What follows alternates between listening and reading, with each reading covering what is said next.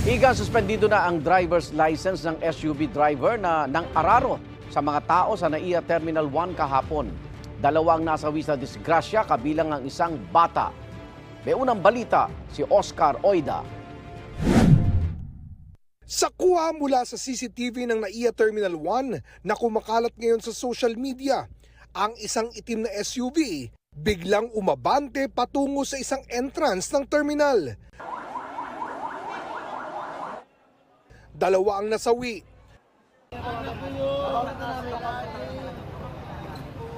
Kasama ang 5 taong gulang na anak ng OFW na ito.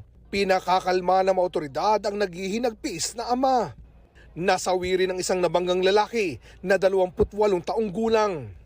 Nakikiramay tayo dun sa gagong-gago na dun sa OFW na namatayan ng anak niya ngayon. Masakit, no? Masakit. Kausap ko yung father ko, OFW siya. Hinatid lang siya ng pamilya niya kasama yung anak niya. Tapos ito yung nangyari. 3 ang sugatan at dinala sa ospital. Kasama sa kanila ang nanay ng nasawing bata.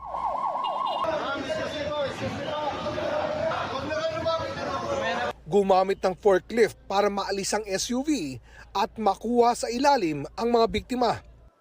Dumating doon si Ramon Ang, chairman ng San Miguel at presidente ng NNIC o New NAIA Infra Corporation na nagmando ng pag-clear sa lugar.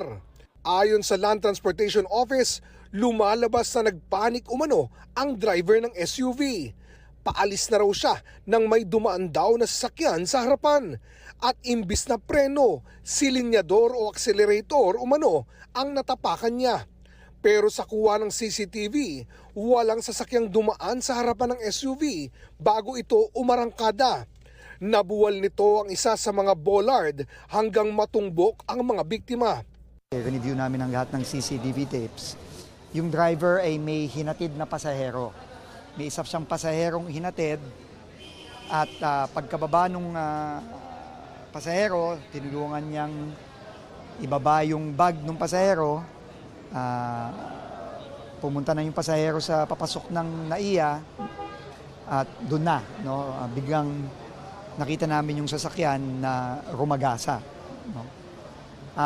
So right now, initially, mukha namang hindi pumunta dito yung driver para managasa. No? Hindi intentional dahil nga nakita natin na meron talaga siyang hinatid na pasahero dito. Hawak na ng pulisya ang suspect. Nasasailalim umano sa mandatory drug testing.